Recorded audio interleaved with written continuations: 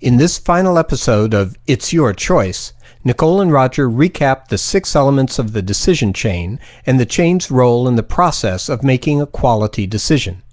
They reaffirm the importance of practicing this skill in group decisions and individual decisions alike. Wow, I can't believe how fast this season has gone.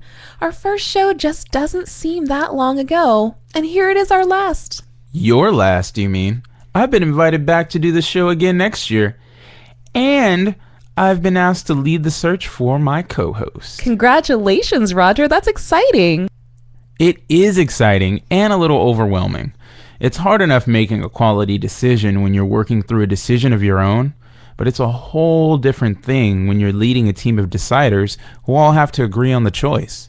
Truth is, a quality group decision benefits from the same tools as any individual's decision. The tricky part of leading a group decision is making sure that everyone is aligned around a shared frame and that they're aware of the values, alternatives, and information that are central to the decision. Having a framework like the decision chain to guide you and evaluation techniques to ensure you get the reasoning right will result in agreement and greater commitment from the group. Here's a fun example to demonstrate. Making decisions can be hard enough, but making them with a group can be particularly tricky. Let's look at an example of group decision-making and how using decision skills can help. This is Mike, Chris, Matt, and Arlo. They like hanging out together because they're pretty good friends. This Friday night, they're going out to eat before they go to a friend's party. "Where do you want to go?" says Mike. "I don't care," says Chris. "Me neither," says Matt. "As long as it's good," says Arlo. Sounds like it should be pretty easy, right? But here's the thing. Mike, Chris, Matt, and Arlo all have different ideas about how this is going to work out. And they have different thoughts about what they would like and what is important to them. And they might just be assuming that those same things are important to all of them. But no worries. The guys have been friends for a long time and know that they need to work some stuff out. Without even really thinking about it, they begin communicating and clarifying. "I was thinking pizza," says Mike. "I had pizza for lunch. How about Thai? Or the diner for a change?" "I'm a little strapped for cash this week, so can we make it on the cheaper side?" says Matt. "And how are we going to get there?" says Arlo. That's a good start, but now they dig a little deeper. "I've got my mother's car this evening, so I can drive," says Matt. "And the party doesn't start until later, so we've got plenty of time," says Mike. "Last time I went to the Thai place, it was good, but it's not very cheap." "We could try that taco place that just opened up on Maple Ave. Has anyone been there? Is it any good?" "I haven't heard anything about it, other than it's finally open." "Tacos are cheap, but if they're bad, they're really bad. Is pizza out?" "I could go for a slice." "I couldn't do pizza, but I guess I could order a cheesesteak instead. I'm just feeling a little cheesed out, you know?" "All right, pizza's off the list. And so's Thai. It'd be good, but it's too much to spend for this week." "Fine. So, diner or new tacos?" "Tacos would be closer. It's only a couple of blocks, while the diner is all the way out on the highway." "Yeah, but we know the diner is good, and the cherry pie's pretty much worth the trip." "Yeah, but we could try something new." If only we knew if the taco place was good or not. Right around here is when people fall into one of the biggest group decision traps: decision fatigue. This is when you get sick of discussing an issue and just want to throw in the towel and do whatever seems easiest. "All right, I don't care anymore. Let's just get pizza like we always do." Then Chris says, "I don't really want pizza. Come on. We just have to decide between the diner and the taco place. What do you think?" Arlo replies, "All right. Even though it might be a nice change, we don't know how good the taco place will be. I say we hold off on trying it until we hear something about it. And tonight, let's go to the diner.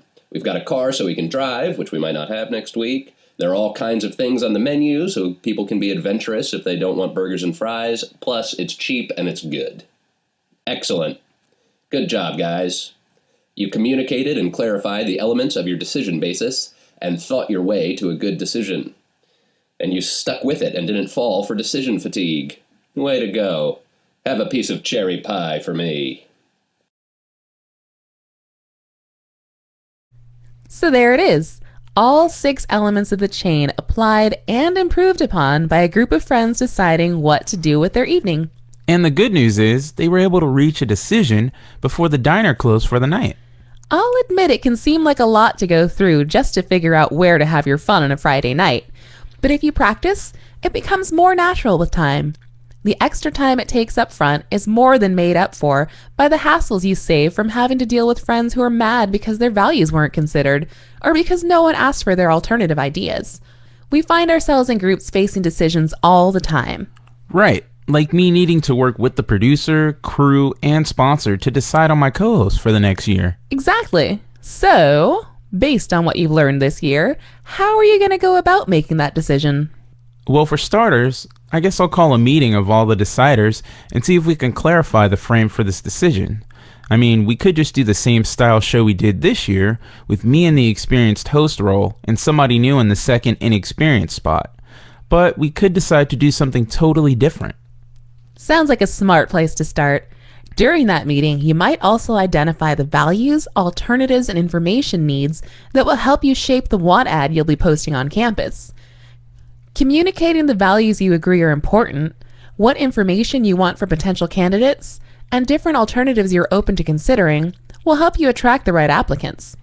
Hey Nicole, it sounds like using this decision process stuff could help me get a good job over the summer.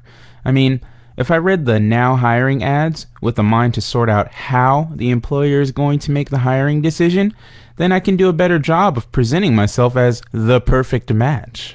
See, Roger, you really do get this. Guess I did the right thing when I picked you for my co-host. And now that you're going to be training your own co-host next year, I have a little present for you. Cool. What is it? It's a talking staff. It comes from Native American tradition. You mean it's kind of a power staff? If I have the staff, I have the power? Yes. And when someone else has it, you listen closely for understanding, not to debate. The only way you get the staff is when you can repeat back to someone what they said in a way that makes them feel heard. It's a great communication tool. I figure you can use it next year when the going gets tough, which it will. Awesome, Nicole. Thanks. I'm sorry we won't be working together next year. I got you something to remember me by, too. Roger, that's so thoughtful. Wait till you see what it is. Roger, what were you thinking? I can't believe your idea of a way to remember all the work we've done is to give me a magic 8-ball. Chill out, Nicole. I just wanted to yank your chain one last time.